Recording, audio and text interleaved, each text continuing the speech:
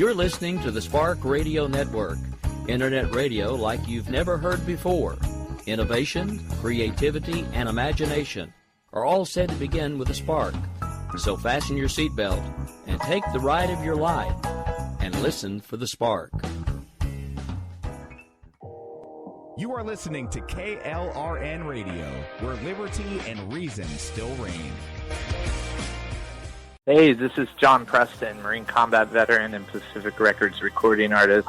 Just reaching out to have you check out our new album, Battle Cry, Songs of America's Heroes, an album featuring phenomenal other combat veteran artists like Scott Brown of the Scooter Brown Band, Ryan Weaver, Rowdy Johnson, just an incredible mix of people. This is all veterans telling our stories and our lives, and we're giving 100% of our proceeds to the Valkyrie Initiative to help veterans and first responders integrate back into society. I myself have battled with post-traumatic stress for many years and lost my own brother, a Marine Corps veteran, to suicide. I ask that you step with us and make this happen. We are in pre-order right now and release on March 17th. Go to iTunes, go to Amazon, buy. We plan on making the charts and making it at a very high level, and your support right now makes a difference. This is the release of my new song, Superman Falls, which is actually about the loss of my own brother, which happened last year, and I would love for everyone to check it out, to listen, and hopefully it'll make a difference in many lives.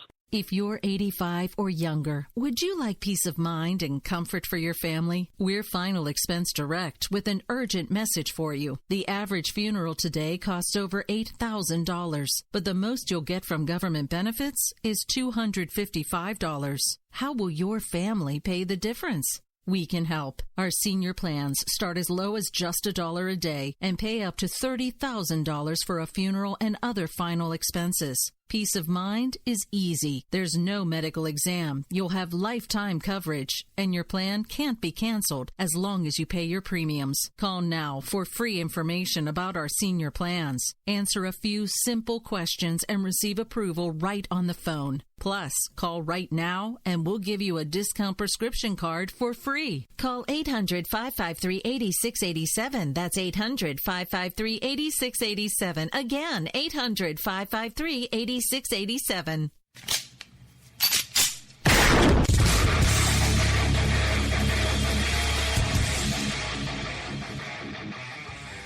This is Slickery Trigger for Rebel Road Tactical. With proper care and feeding, your pistol will be ready when you need it. There to save your life. Shouldn't your gear be that good?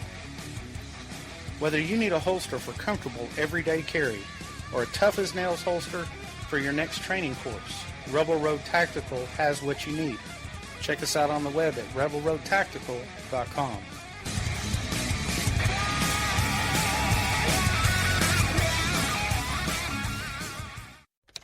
Sometimes riders feel lost, unsure why a passage may not be working. It takes another set of eyes to help us nurture our writing into full maturity. At Black Wolf Editorial Services, we strive to enable writers to develop and grow, offering manuscript critiques and line edits through a mentoring editorial style. We also offer assistance on generating a writer's bio for your websites. Black Wolf Editorial Services, nurturing your writing into maturity.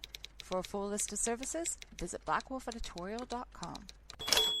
Here's George Foreman with InventHelp. Hi, I'm George Foreman. Do you have an idea for a new product or invention? People ask me all the time, George, how do I get my idea in front of companies? How do I get a patent? What do I do next? Do you have the same questions? I'll tell you like I'll tell them all. Call my friends at InventHelp. Call InventHelp today for free information. InventHelp has been helping inventors for more than 30 years and has sales offices nationwide. InventHelp can submit your invention to companies who are interested in receiving new ideas. If you have an idea and want to try to patent it and submit it to companies, you should call InventHelp today for free information. Listen, I can't guarantee a company will be interested in your idea, but I believe every inventor deserves the opportunity to step into the ring and take their best shot. Put InventHelp in your corner. To get your free inventor's information, call 1-800-353-6490. That's 1-800-353-6490. Again, 1-800-353-6490.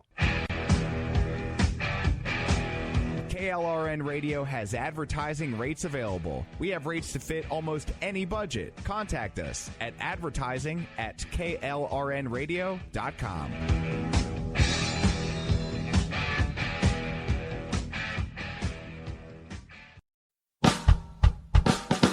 You're listening to the Spark Radio Network, Internet radio like you've never heard before. Innovation, creativity, and imagination are all said to begin with a spark. So fasten your seatbelt and take the ride of your life and listen for the spark. You are listening to KLRN Radio, where liberty and reason still reign. My name is Jessie. I'm a United States Special Forces widow. This gives me a unique perspective on the world around us. If you're willing to listen, I'll tell you how I see it, and I won't pull any punches. This is my POV, which stands for Point of View. All right, this is Jessie. How y'all doing today? Wait, I'm not alone. Justin, how you doing? I'm doing well. Thanks for having me on today. Anytime, and thank you so much for calling in the other night. And if you didn't hear our, Wednesday night show. Wednesday. Yes, Wednesday night show. You've got to go back and grab it. It's on iTunes. It's on Google Play. It's on Spreaker. It's on podcast.com and 1,000 other places. Just look for Jessie's POV. And Justin called in. I made a call to him at the 11th hour to find out what his take on the psychological impact of everything going on was. Because there's been a lot going on in the world, hasn't there, Justin? There really has. The last week or so has been very busy. No kidding. So this time we actually have time to delve into all of it.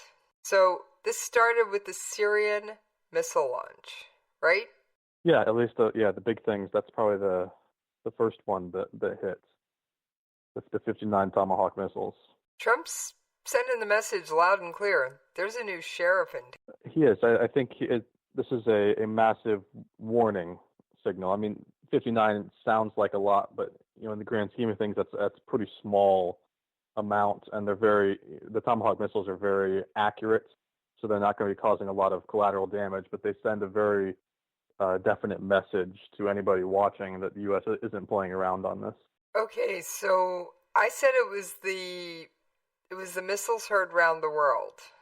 What, in your opinion, and you've got way more of a psychological background than this crazy host here does, because you actually have a degree in psychology.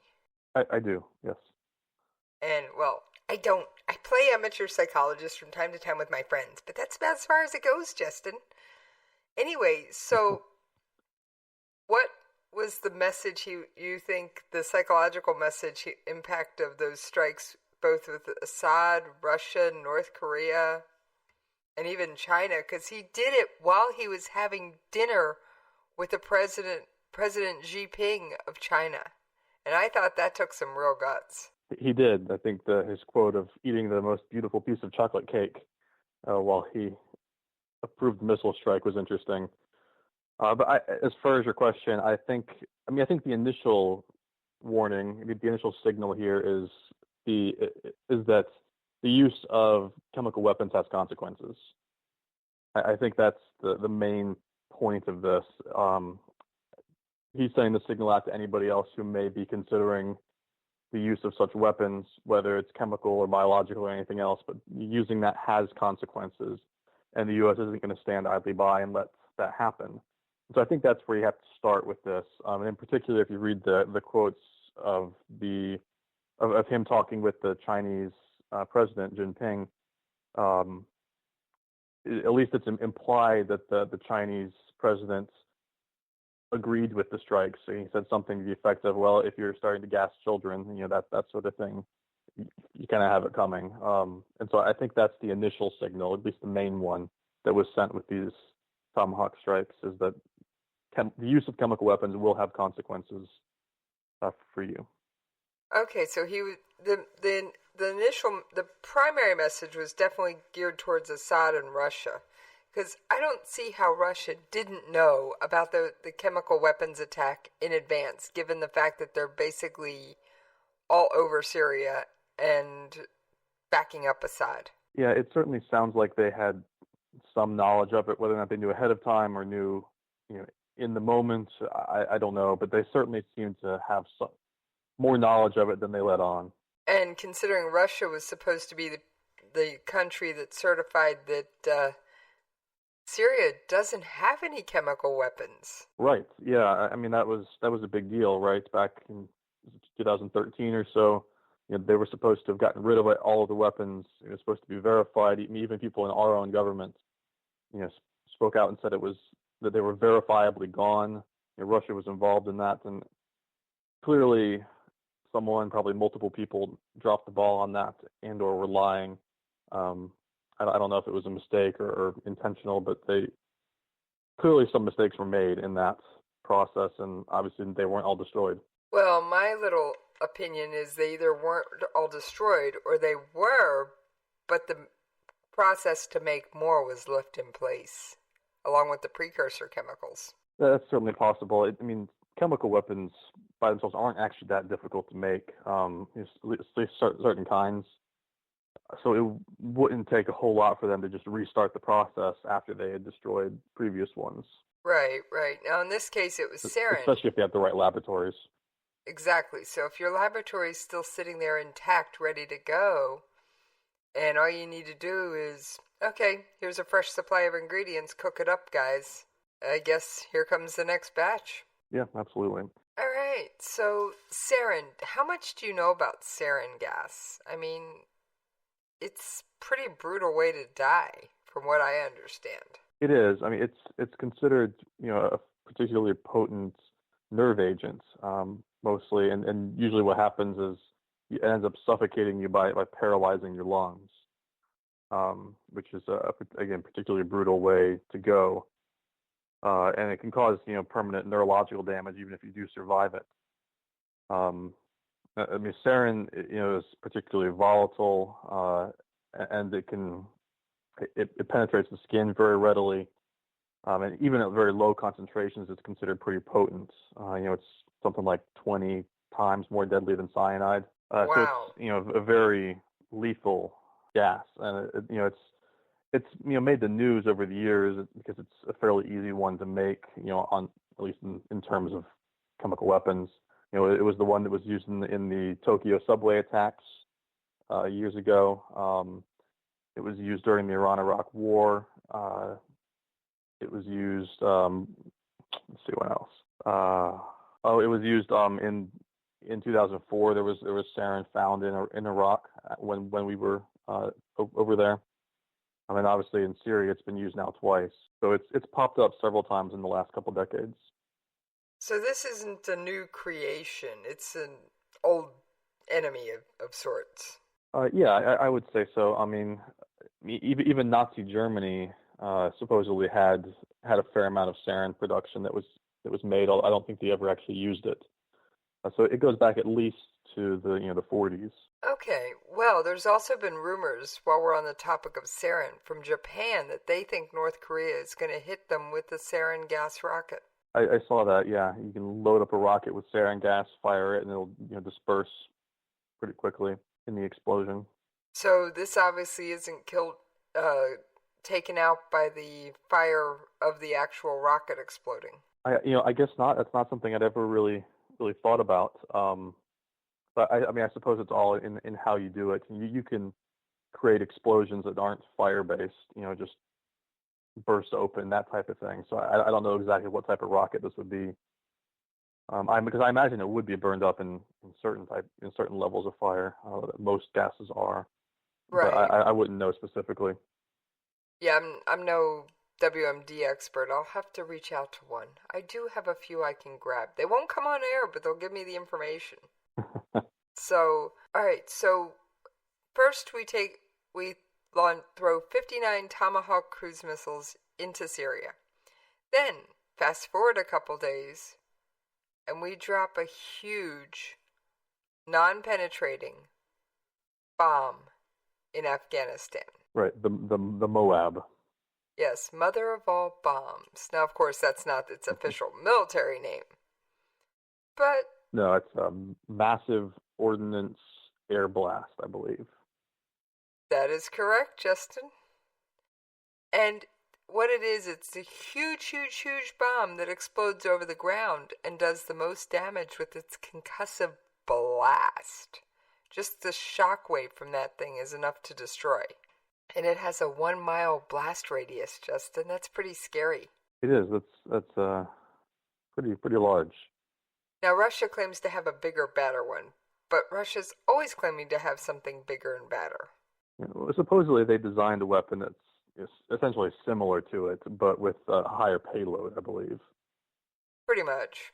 So, what? And then we have North Korea, and their Day of the Sun is, let's see what time it is in Pyongyang. They'd be 12-ish hours ahead, so it'd be about 2 in the morning there. You are accurate, my friend. It is about 2 in the morning. And they are 12 and a half hours ahead. Remember, they had to be funky. Right. Because Seoul is 13 They want to be on the same time ahead. as Seoul. Yeah. Oh, sometimes the antics of that country are exasperating. Certainly makes them unique. Well, I've told you before. In my mind, Kim Jong-un is just plain quackers. He is just plain quackers, Justin. So, how well do you think Kim Jong-un is sleeping? Well, he has to be keeping an eye on these other attacks. Obviously the Tomahawk missile one in particular, being the first major attack like this, being kind of in response to chemical weapons, which, if the rumors are true about him using the sarin gas and rockets, would directly apply to him. And obviously the use of the MOAB too, shows that just how far we're willing to go with these bombs. That's the largest one that we have in our arsenal, at least reported anyway, outside of nuclear weapons. So it certainly has to be something that he's keeping his eye on, because he knows that the U.S. really isn't playing around on this, and we're willing to use even up to this 11-ton bomb to get to force our point. Right, and I read that our arsenal supply of MOABs, well, before the other day, was at 15. I'd have to say it's at 14 now. Yeah, I guess so. I'd also picked up in the news that the military had wanted to use MOAB for a couple of years now and couldn't get the authorization. And what Trump said the other day was he just basically told the military, you're the experts, do what you do and keep me in the loop. In fact, I've got that audio clip. It's not the greatest because it was at a photo op, but let's take a quick listen. And what I do is I authorize my military. We have the greatest military in the world, and they've done a job as usual. So we have given them total authorization, and that's what they're doing. And frankly, that's why they've been so successful lately. If you look at what's happened over the last 8 weeks and compare that really to what's happened over the last 8 years, you'll see there's a tremendous difference. So we have incredible leaders in the military, and we have incredible military, and we are very proud of them, and this was another very, very successful mission. And that was in reference to the MOAB, because he got asked at the photo op, did you personally authorize the use of that weapon? And I'd have to say, right. Not specifically. He just pretty much said, do what you need to do to solve this problem. Yeah, and that sounds about right. He doesn't seem to be the micromanaging type, does he, Justin? No, I think that probably plays over from his career in business. Yeah, no business manager that I know of has time to micromanage everything. They can try, but it usually doesn't end well. So, if you're Kim Jong-un and you want to do your 6th nuclear test to honor your grandfather on Day of the Sun, keep in mind, Pyongyang has evacuated approximately 25% of their people. They are putting on a spectacle for the world. They've got international reporters over there.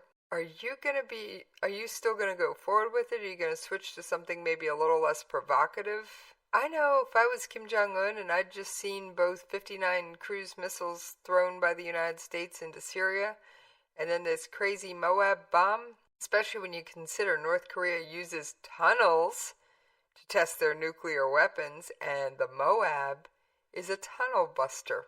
I'd be a little bit uneasy.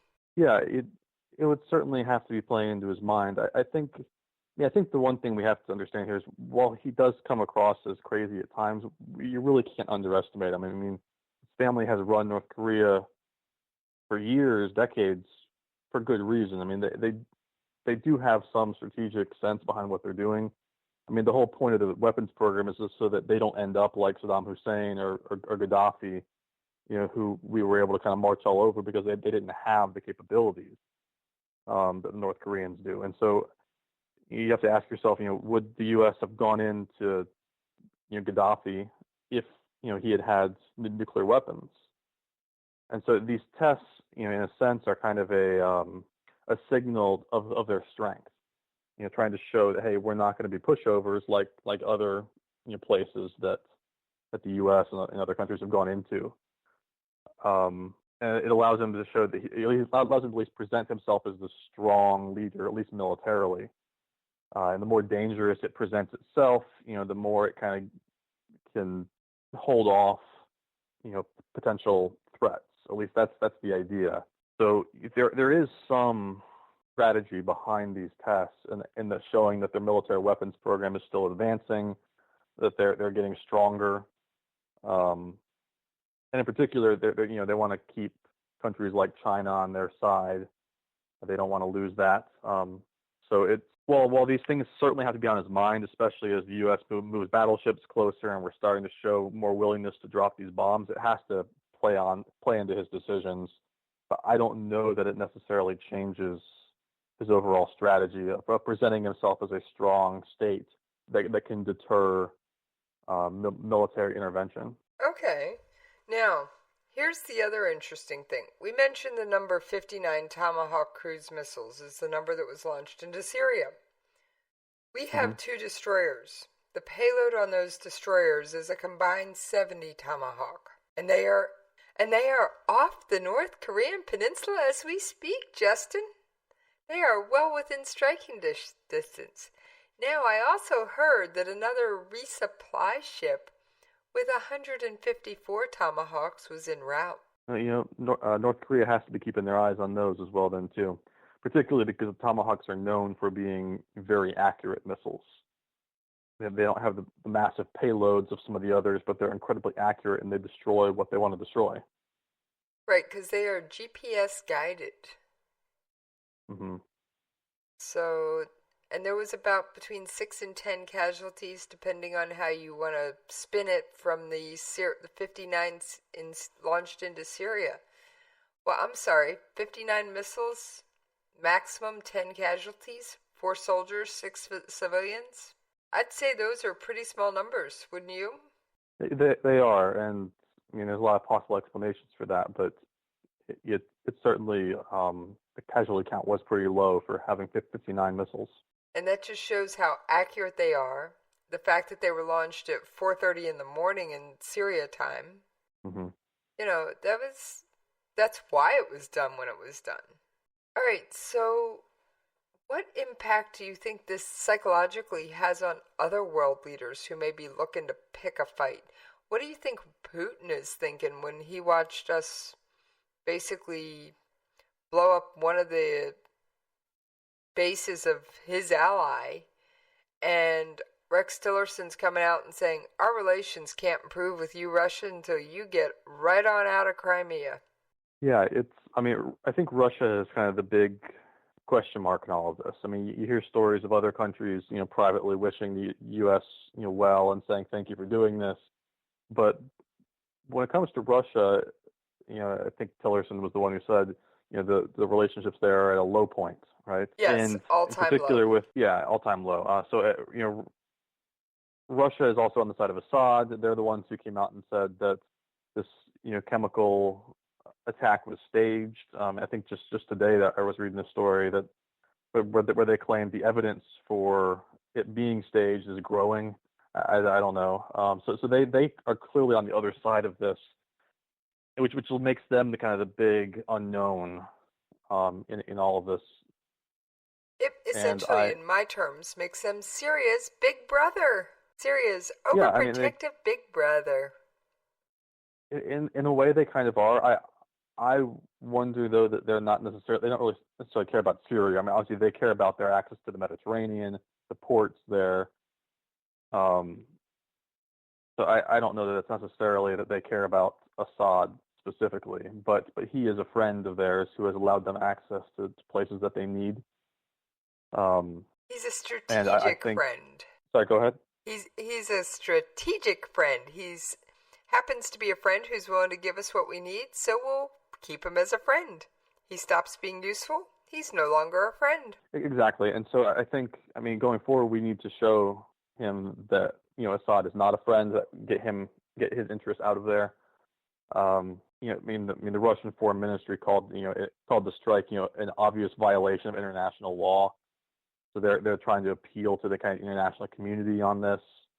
But at the same time, I'm not sure Russia wants to escalate things. I don't think that's what they're after right now anyway. So you think Russia's just going to kind of block UN resolutions, do some diplomatic maneuvering? I think so. Putin he's ex-KGB. He's very intelligent. People compare him to kind of the chess mastermind, trying to play all the pieces from behind the scenes.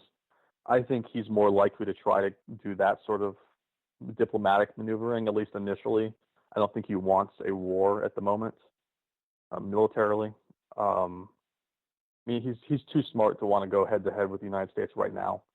Russia, they're growing in strength, but they're, ever since the Soviet Union fell, they've been pretty weak, and they're just now starting to reach levels where they could potentially challenge. I'm not sure he's quite ready for that. Right. But from a diplomatic perspective, there's a lot of things he can do, particularly as a veto player in the UN. Right, because just to remind my listeners, there are 5 permanent members of the UN Security Council, the United Nations Security Council. We are one, Russia's another. Now, I will say an interesting thing happened with China, who usually votes with Russia. They are more oftentimes in lockstep, but they abstained. They said, well, that's very interesting. Do tell. As you said, they and Russia tend to go hand in hand on these type of things. If Russia vetoes something, so does China. They always seem to vote the same way. But that combined with his meeting with Trump, the Chinese president Xi Jinping's meeting with Trump, and some of the signals, particularly over with North Korea, might suggest a possible change of heart. I don't want to go too far down that path because I still think they're still allied with Russia for most things. But I think we might be starting to see a slight change of heart as they are realizing some of the real threats that, say, some of these terrorist groups are posing. North Korea is posing. I think they're realizing that an alliance with the United States, at least in certain capacities, wouldn't be the worst thing. Well, I got to admit, I find it fascinating on the fact that Russia,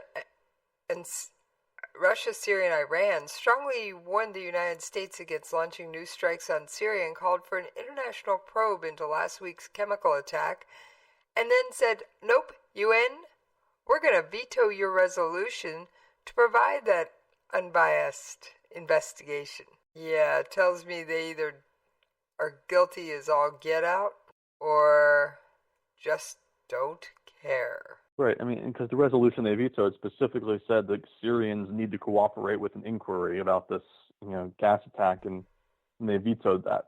So that's certainly troubling, I would say. I would say it's extremely troubling because it tells me they are cooking up the evidence to try and show the world, oh, it was the rebels, or as they call them, terrorists. Right. From the beginning on this, they've claimed that the chemicals belong to terrorists. The airstrike hit a warehouse that released the chemicals, and then the chemicals, traveled and hit these people. None of that story makes a lot of sense. But that's kind of what they've stuck with from the beginning, is that the chemicals belong to the terrorists and not to Assad.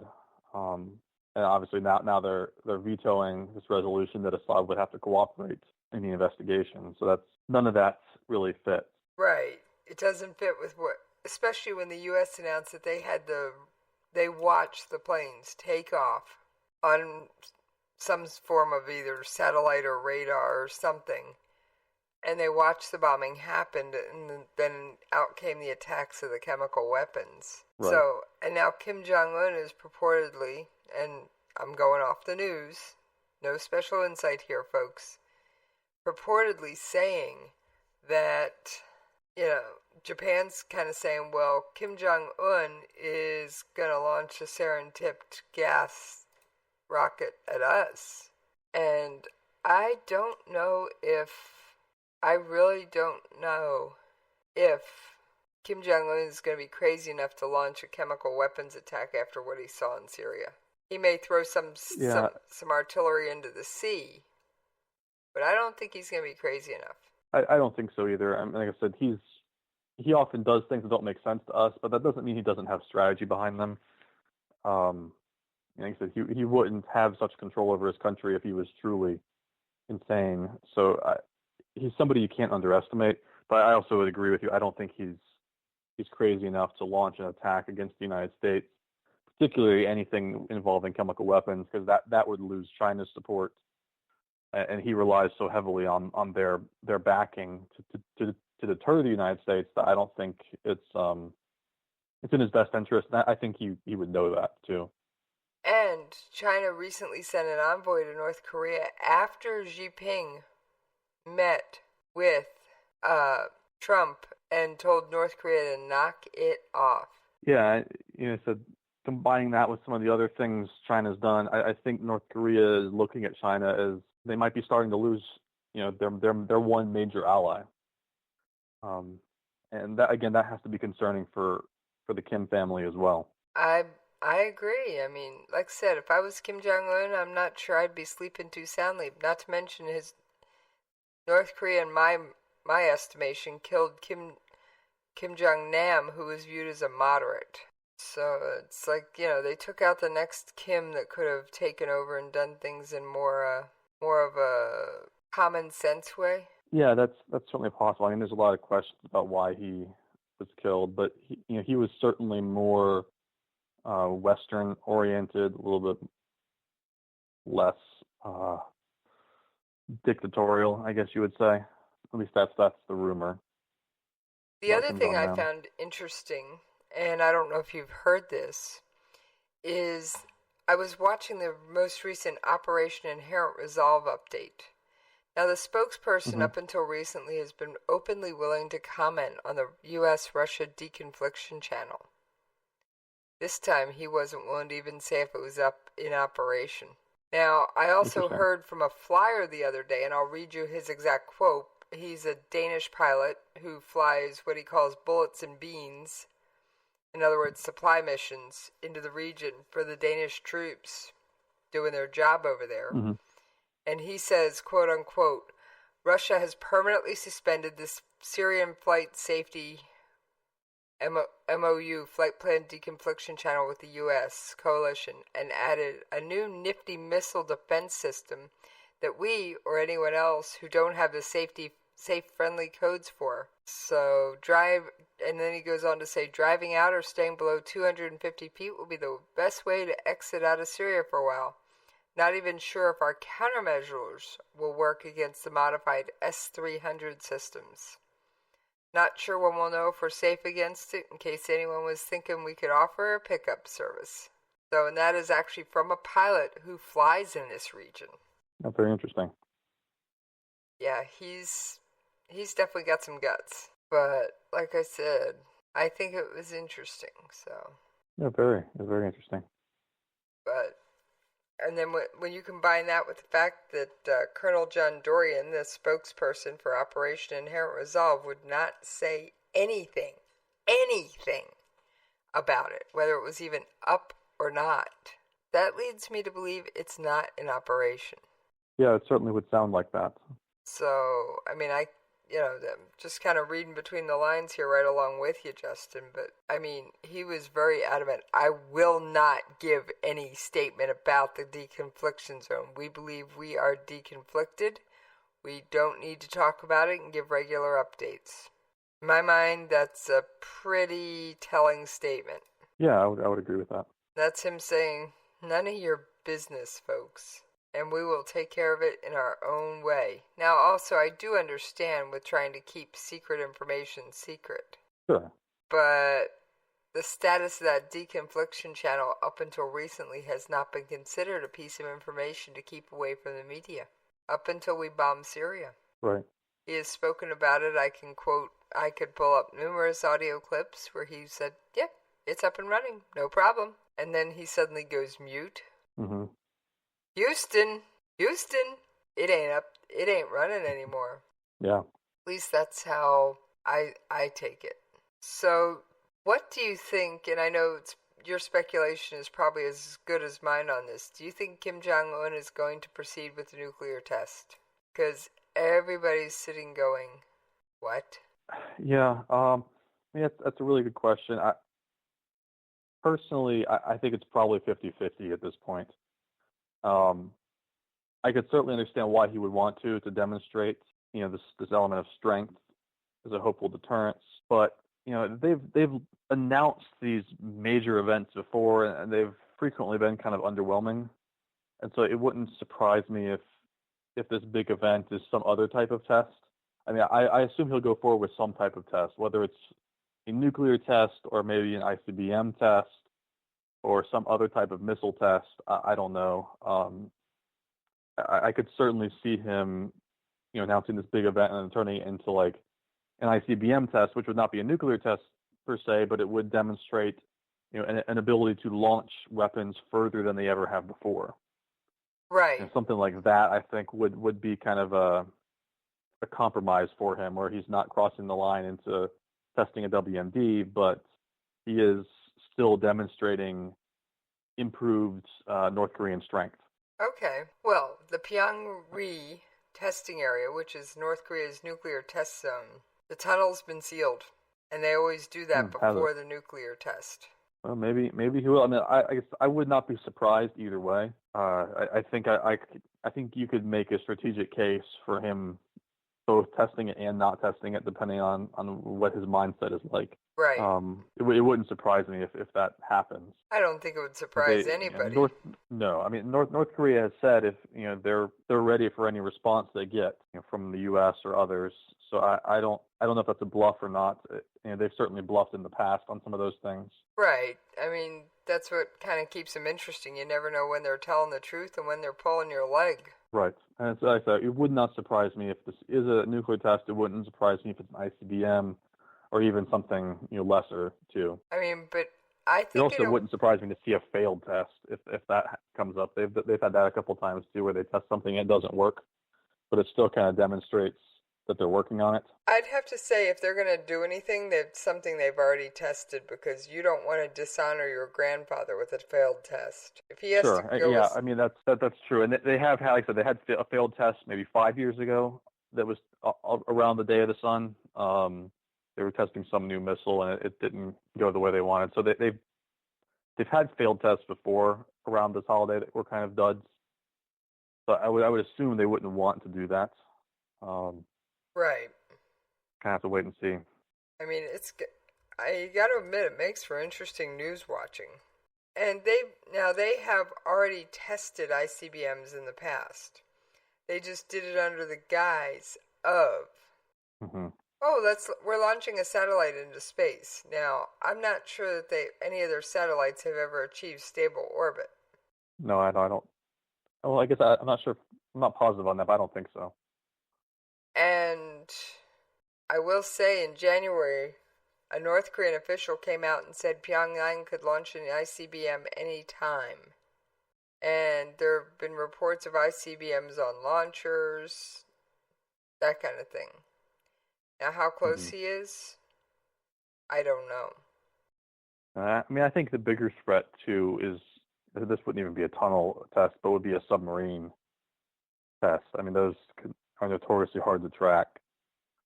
If they showed capability to launch from a submarine, that's I think a much bigger deal than testing in a tunnel.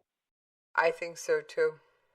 And then the other thing you've got to take into account is, per our agreement with South Korea, we won't launch a serious strike into North Korea because so to keep the North Koreans from running over the DMZ into South Korea, because Seoul's only about 30 miles from the DMZ.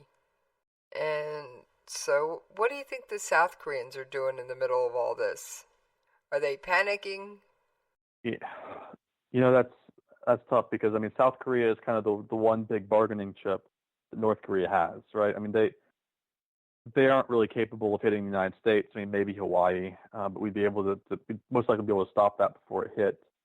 They're not shooting north. Japan is a possibility, but even that's just far enough away that you could probably shoot something down if you had fair warning. But Seoul is the one spot that's close enough that they could feasibly hit it with just about anything. And so, from a South Korean perspective, I would imagine panic's probably not the right word, but they have to be in very close communication with the U.S., who's one of their big allies, making sure, hey, you've got our backs on this, right? Because that's the biggest bargaining chip that I think North Korea has is they can hold South Korea pretty much hostage because they're so close to each other. Right, and I've seen articles coming out from the South and about the South. First of all, they're in the middle of a presidential election. And this was a forced, not a scheduled, because Park Geun-hye was impeached and given the boot out of office. And she's been she's on trial for, well, the trial hasn't started yet, but she's going to be facing graft and bribery and influence peddling and that kind of thing. Right. Now, what's interesting is Mike Pence is leaving Washington on Saturday for an 11-day trip. And like I said, I don't tell tales out of school, so obviously I saw it on the news. And he is going, his first stop is in South Korea. Now, do you think Trump is going to launch anything into North Korea while Pence is in South Korea?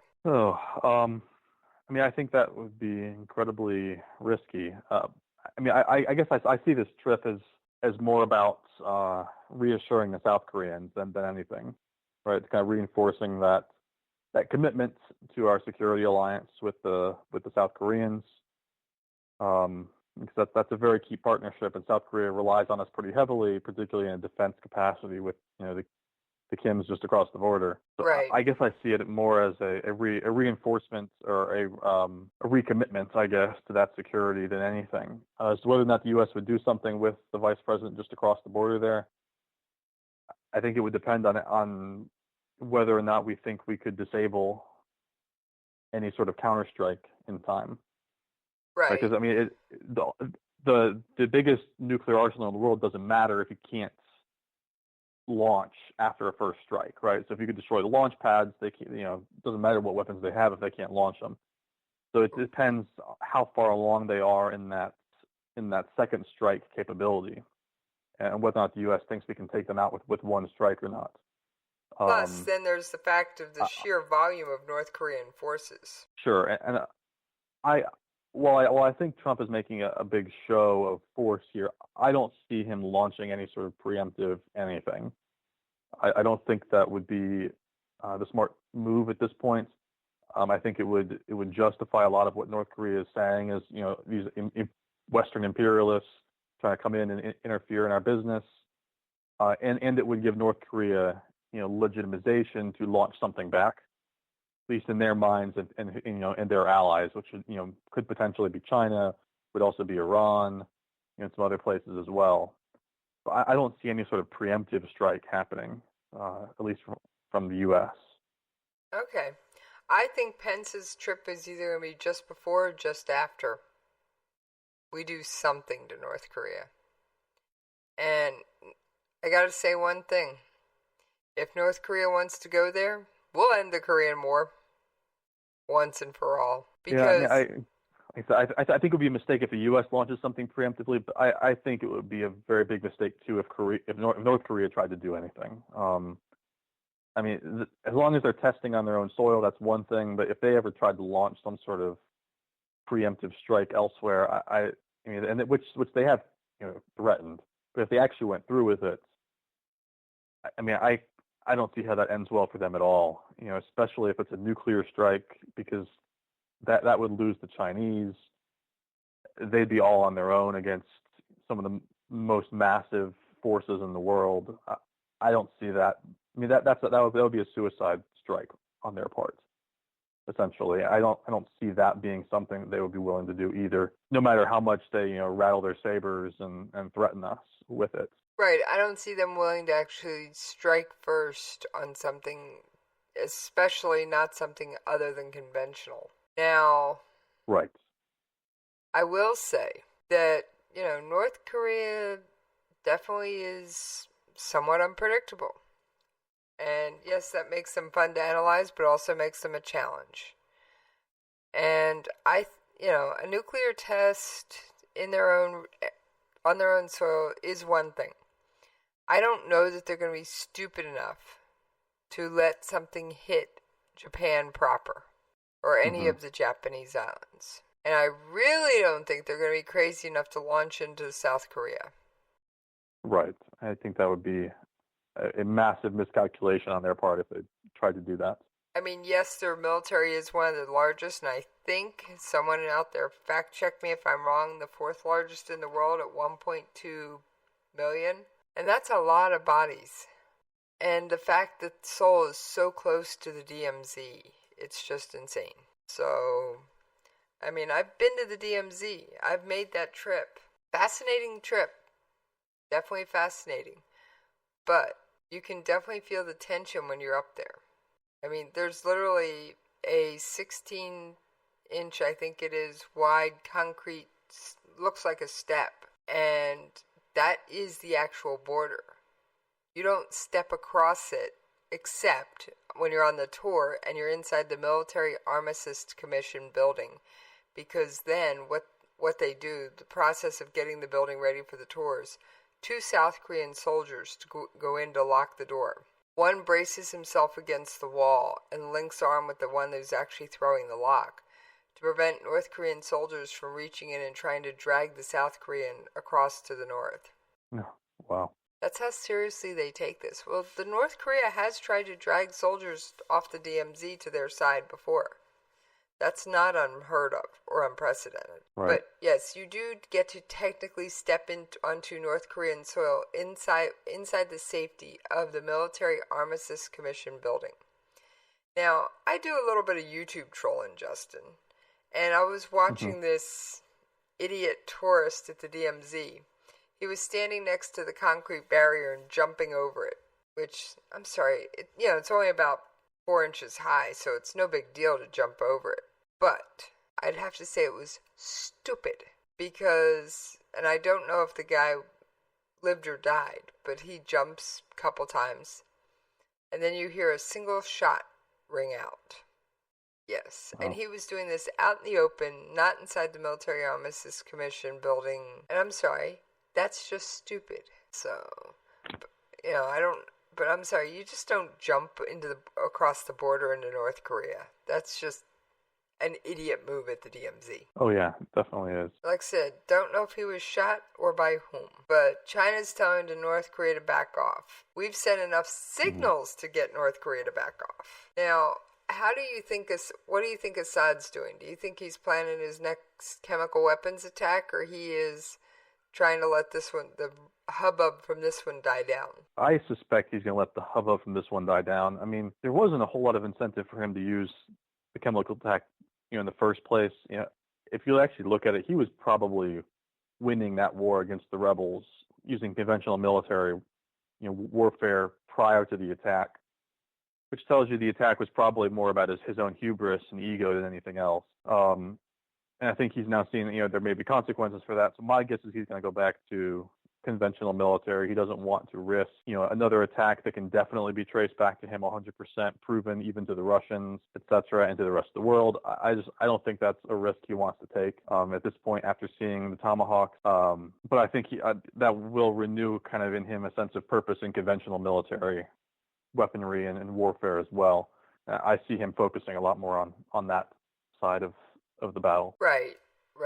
So, I mean, now that I could see him going back to the barrel bombs. Yes, that would be a possibility, yeah. So, I mean, it's a conventional thing unless he fills them with chlorine gas again, which he's done that one too. But He has. I'm not sure I see him risking that, at least at this point. He's already drawn enough international attention. He's obviously drawn some Tomahawk missiles. And like I said, I think he was kind of at least on the verge of winning the war against the rebels anyway without it.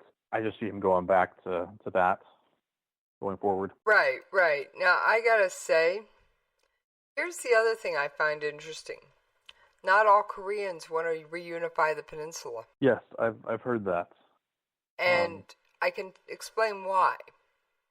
What happened in Germany when they reunified? Their economy did what for a number of years? Oh, it tanked. Because all of a sudden you have a bunch of, you have a good economy suddenly having to struggle to pull up a bad economy, and everything tanks for a period of time as they adjust. Right, and there are even Koreans who go, we don't want to go through that. And that would be the best case reunion. That's a best case scenario, would be something like the reunification of Germany. I mean, now it would give South Korea access to the natural resources in North Korea, but what would be the cost in blood and treasure to do it? And people don't remember a lot of times. There was never a peace treaty signed, right, between North and South Korea. They are technically at war. Right. It was a ceasefire. Yeah, right. So from like a legal perspective, the war never ended, right? Right. On paper, the war never ended. So that means, we are technically still at war with North Korea. Now, I could see Trump deciding to try and teach him a lesson, but I think the only thing that would stop him would be South Korea. Well, war has changed over the years, too. Nobody declares war anymore like we did in Korea or Vietnam. Actually, Vietnam wasn't. It was a little different, too. But we don't declare war so much anymore. We haven't declared war in decades, even though we're in more countries now than we've ever been. And so, like, the very legal concept of war is not what it used to be. So I don't know that we'll ever go back to that time period where we have to declare war and then officially sign ceasefires to end the war.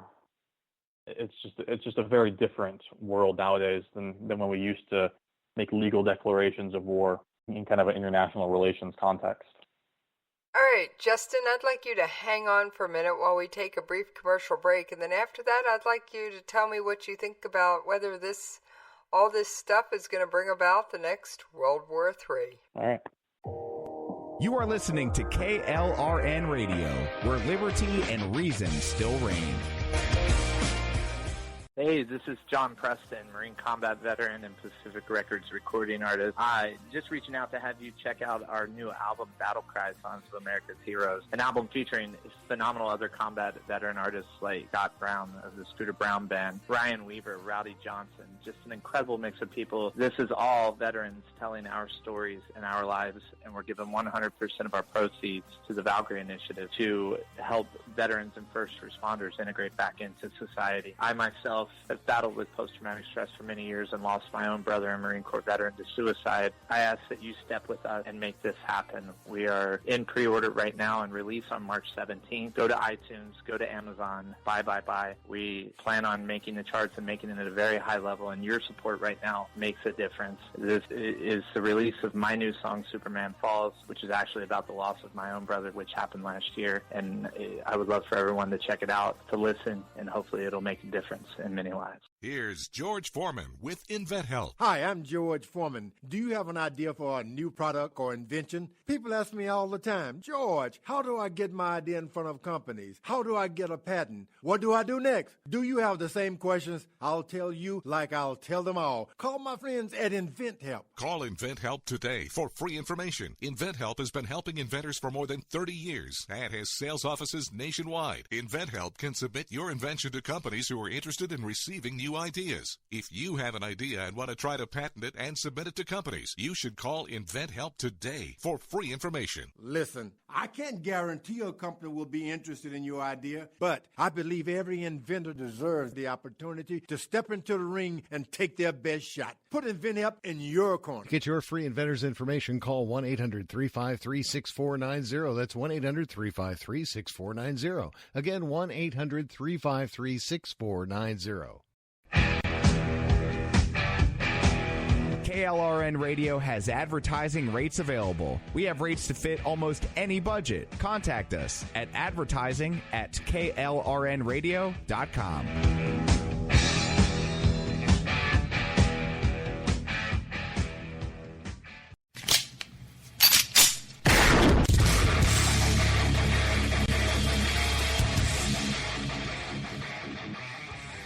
This is Slickery Trigger for Rebel Road Tactical. With proper care and feeding, your pistol will be ready when you need it, there to save your life. Shouldn't your gear be that good? Whether you need a holster for comfortable everyday carry or a tough-as-nails holster for your next training course, Rebel Road Tactical has what you need. Check us out on the web at rebelroadtactical.com.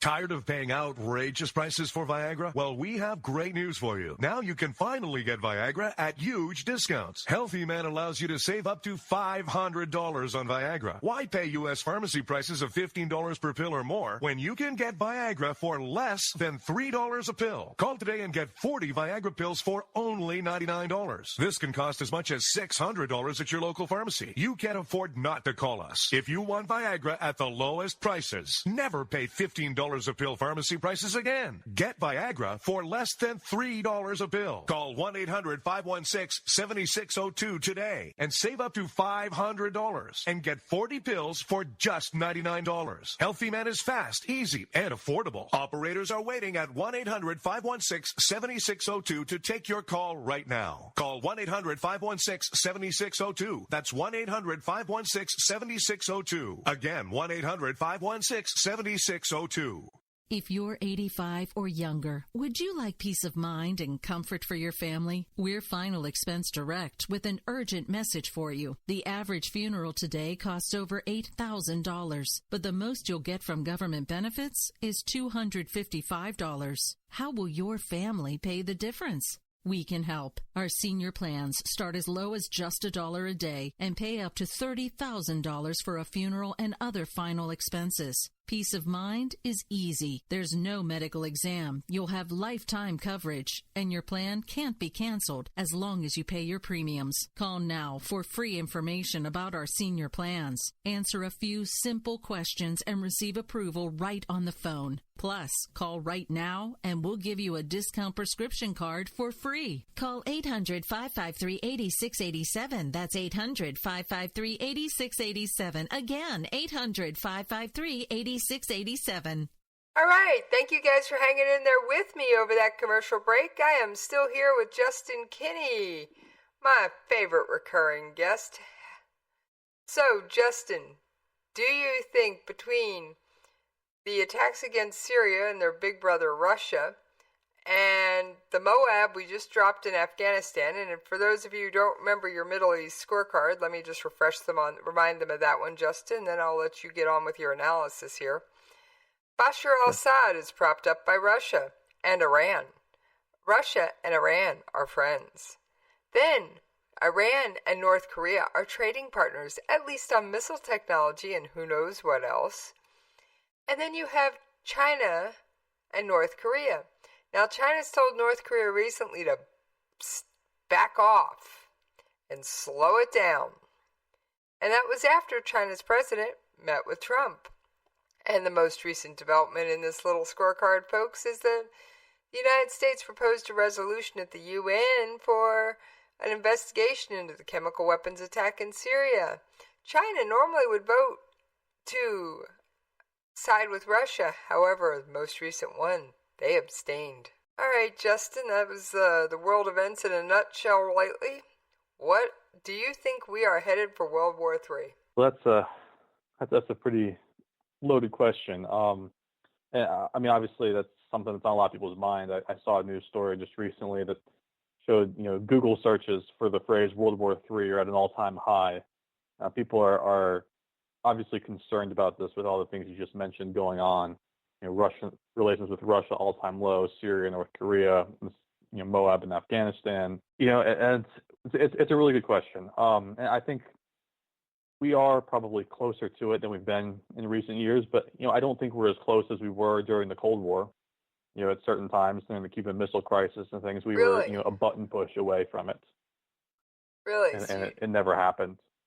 Yeah, I mean, there's stories of, the hands being on the button to launch a missile, and deciding not to at the last minute.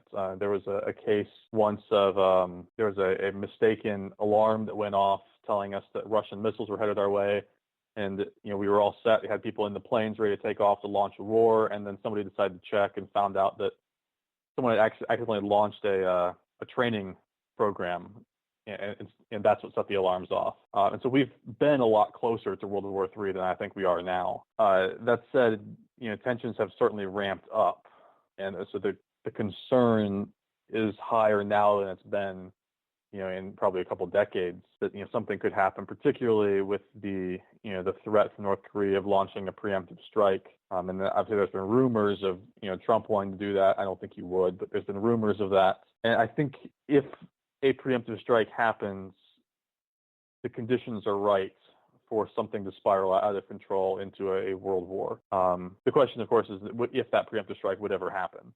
And I don't see it happening personally. I think both sides are intelligent enough to recognize what a preemptive strike would do.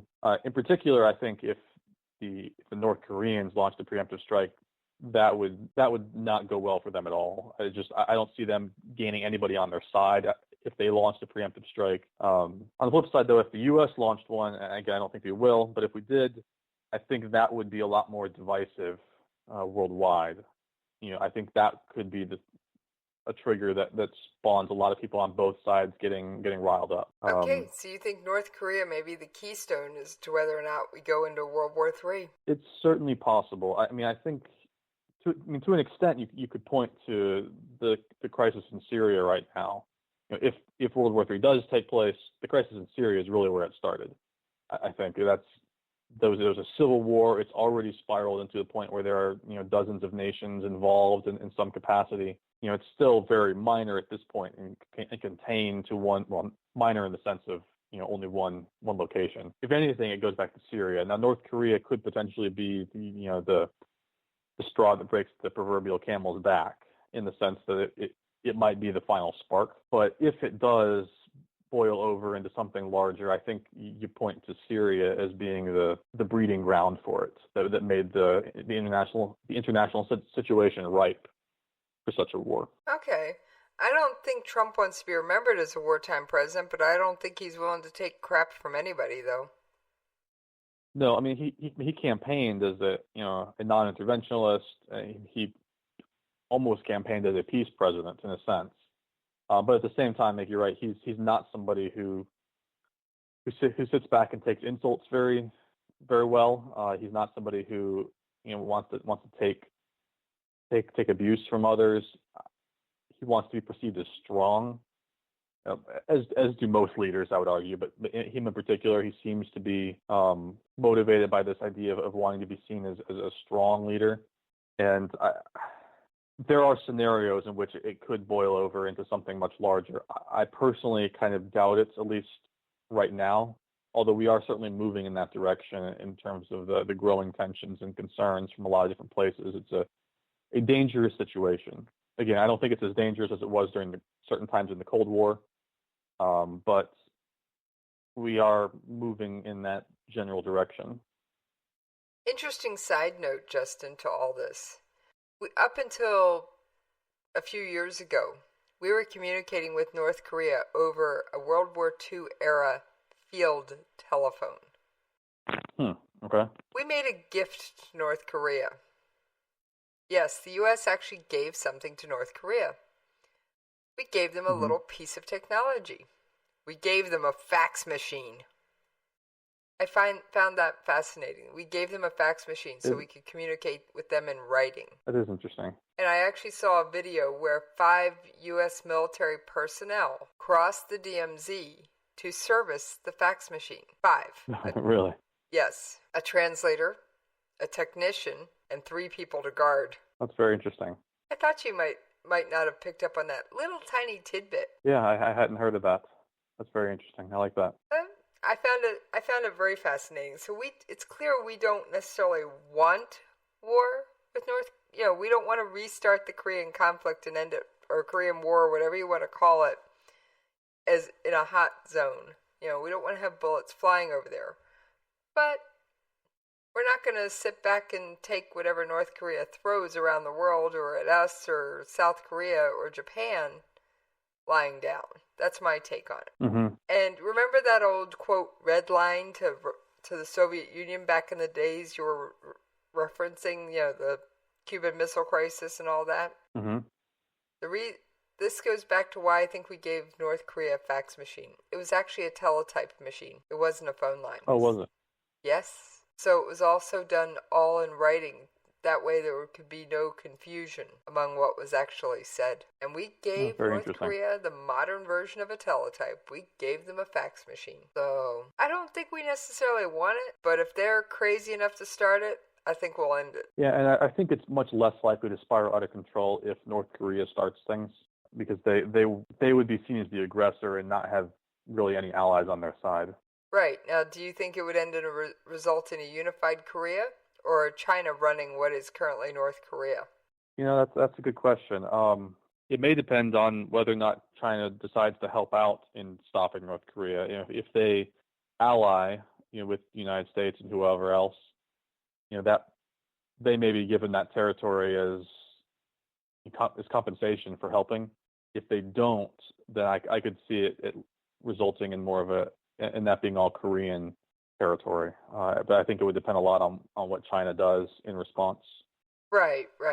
Now, China has deployed troops to their border with North Korea, and the reason everyone is assuming it is to prevent an onslaught of refugees from North Korea flooding into China in the event of some retaliation by the U.S. Mm-hmm. Kind of, North Korea, you made your bed, now you gotta lie in it. Now, people are saying that Donald Trump and his famous or infamous, take it how you will, Twitter account is only adding fuel to the fire. Why? Yes.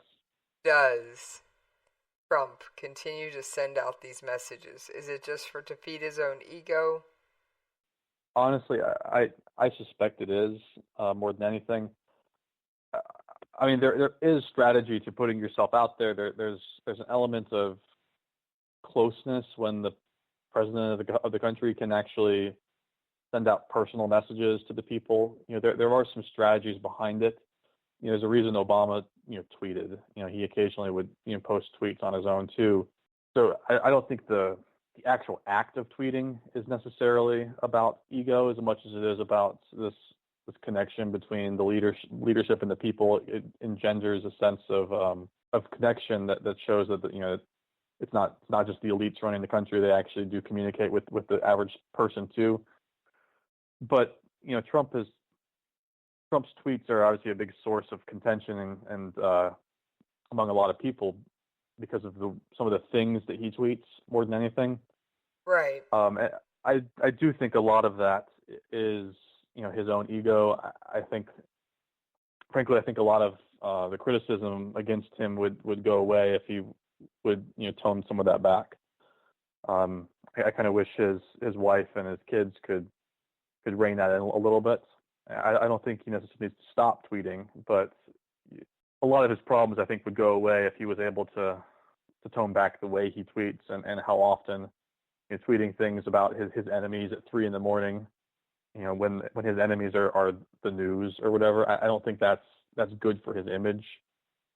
I don't think that engenders a lot of confidence.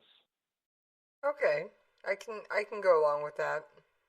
Now, just to remind folks, the most recent nuclear test in North Korea was the equivalent to a 10 kiloton blast, and that was in September of 2016. Now, 10 kilotons is not insignificant when you're discussing a nuclear weapon, Justin. No, that's pretty good size. So, if they do another nuclear test, I'm suspecting it will be larger than 10 kilotons. So, that's just my suspicion. So, now, also, if you look at North Korea's military parades, they've shown some rockets that were patently fake. They've shown some missiles and some rockets that never could have even flown, just to have something propaganda-wise to put out there. But then their ICBMs that they've been showing recently have been more real than not, but the design kept changing. So And I'm referring to the KN-14 or Hwasong-14. And it's purportedly a two-stage fueled ICBM, first revealed in 2015. And the two stages control the missile's boost and guidance. It has an estimated range of 8,000 kilometers or 5,000 miles. So it has a re-entry vehicle that could be outfitted to hold either a nuclear warhead or a chem bioweapon. So, and then of course you can't forget the Musadon, which is a mobile intermediate range ballistic missile. Oh yes, intermediate. Which intermediate means 3,500 kilometers or 2,150 miles. So I find it very interesting that now most of the time their Musadon tests do end in failure. They've had 3 successful Musadons tests. Okay. Now, my concern is North Korea gets the bomb, the rocket, and the bomb. They're trading partners with who? Iran. Does Iran suddenly pop up with a nuclear-tipped ICBM?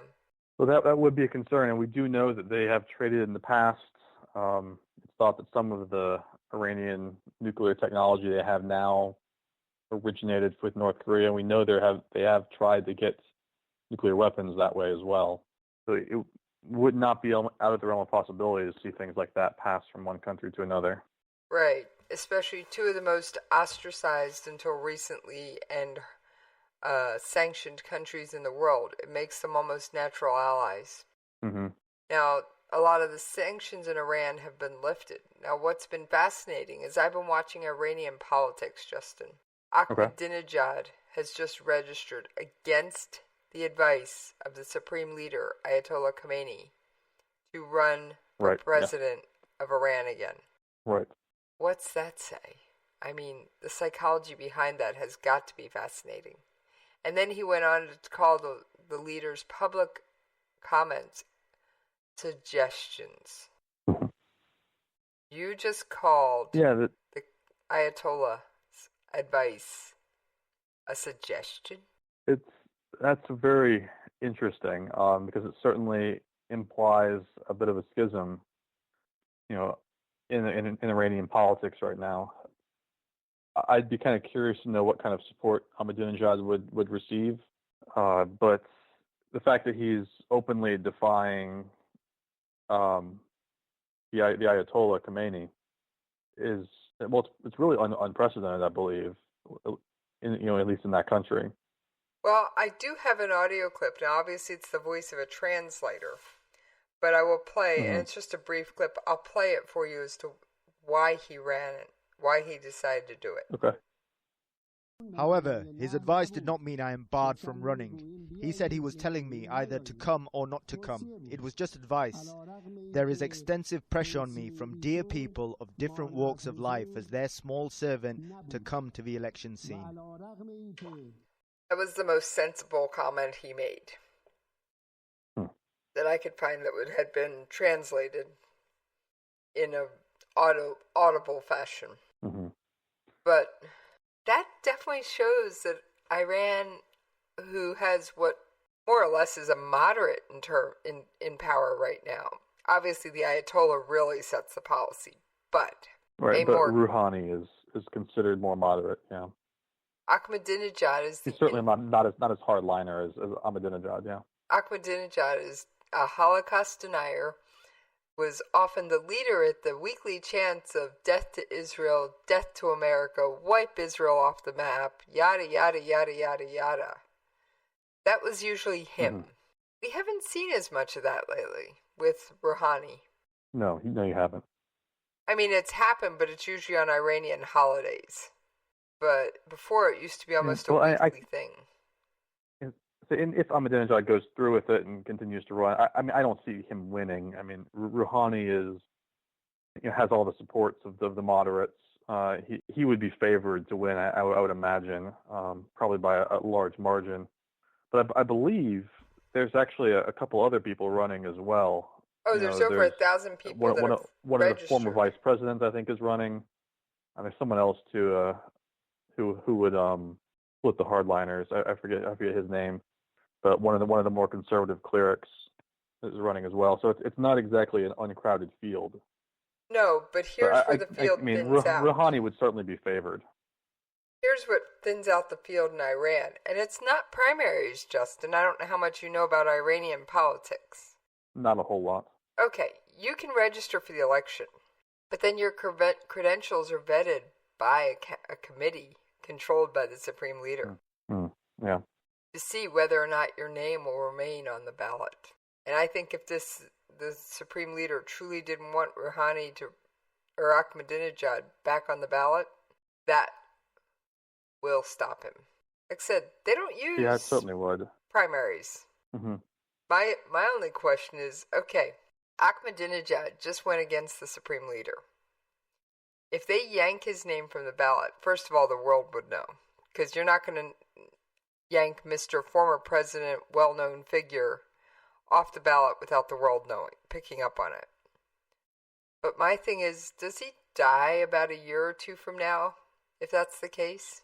I don't know. I mean, I could certainly see him being left on the ballot and then being humiliated by a very low vote count, which would end his political career. It would probably force him out of the public eye. I could see it being more of a shame tactic than anything. Okay. I mean, because Ahmadinejad he's despised by the moderates in the country. I mean, even some of the people who were on his side want him out of the race because of his poor economic record. I mean, he's the one who got all the sanctions slapped on Iran way back in during his 2 terms. Right. Yeah, I don't see him gaining a whole lot of votes, and I think a thorough thrashing in the election would spell the end of his career and be embarrassing for him. I think that could be the punishment. The end game. Yeah. For defying the Ayatollah. Okay. Obviously I always go to, are we going to find him dead from a car accident in a year? Mm-hmm.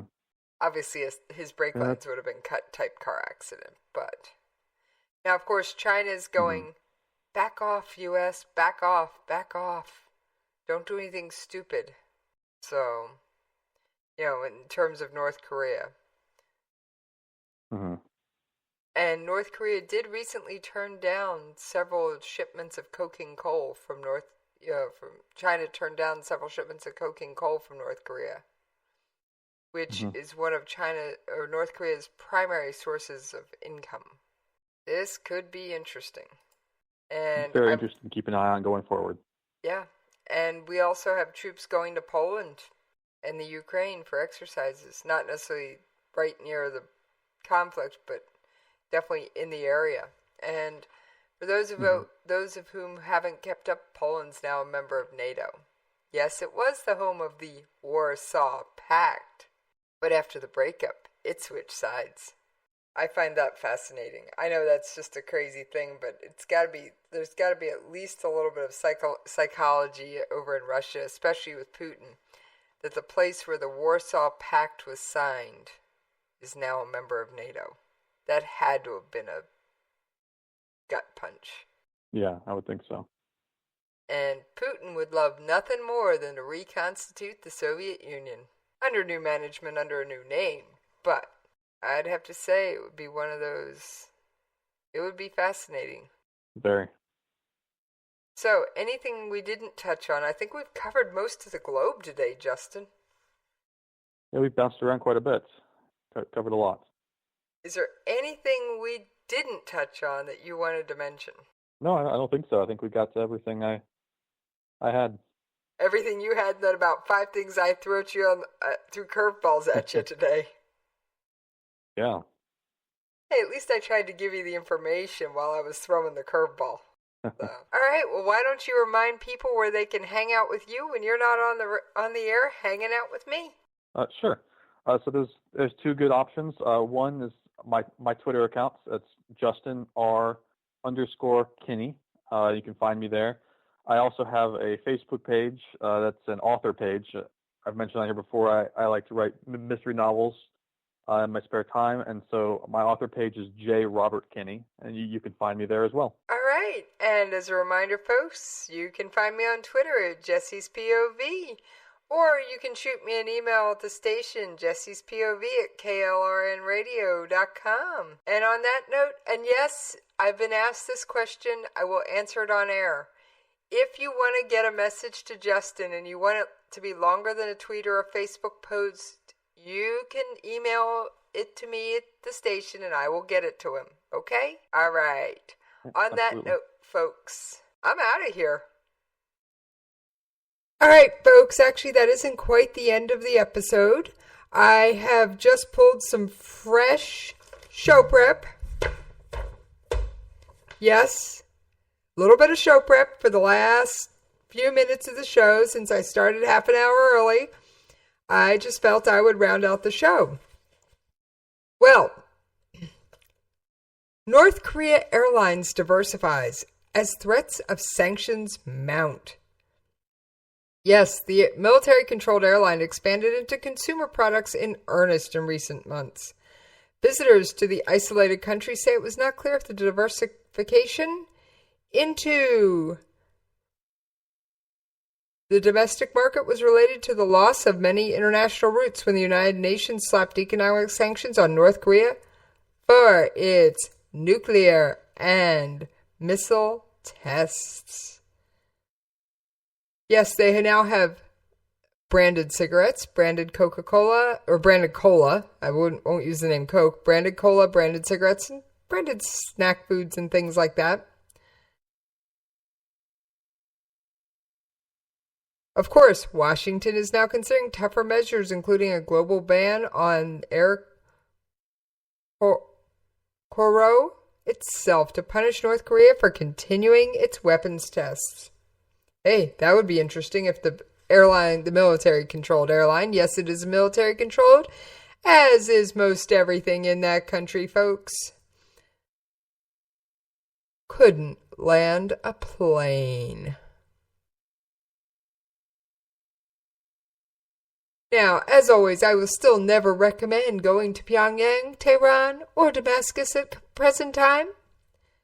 Personally, I'd love to go. Not under the current administrations in any three of those three countries. China may indeed agree to this kind of ban on Air Koryo, so it seems that China and the U.S. have reached an agreement that North Korea needs to be dealt with. But the question is whether Russia will agree to the sanctions. North Korean officials are rarely accessible to reporters, and of course, you just try and get a comment from one that makes sense. Yeah, right. It has currently a fleet of 15 planes, either Russian or Ukrainian made, and uses refueling and maintenance and repair facilities in China and Russia, according to aviation databases and UN documentation. The airline does have a number of domestic flights connecting Pyongyang to Urong, Sondok, and Samjeon towns, according to a schedule available last year. Businesses in secretive North Korea do not publicly share information about revenues or costs, so who knows what role the sanctions have in the airline's future. Now, in 2015, the military-controlled conglomerate launched its own brand of sky blue taxis, which now parade through the streets of Pyongyang alongside cabs from at least 8 other state-owned companies. Air Koryo colas and cigarettes are available in shops across Pyongyang, and they're starting to branching into soft drinks late last year. So, like I said, this could be interesting, folks. And of course, the airline's assets are actively used for military purposes. Outwardly, this seems like a commercial airline, folks. But don't count on any flight you board for North Korean Air being 100% commercial.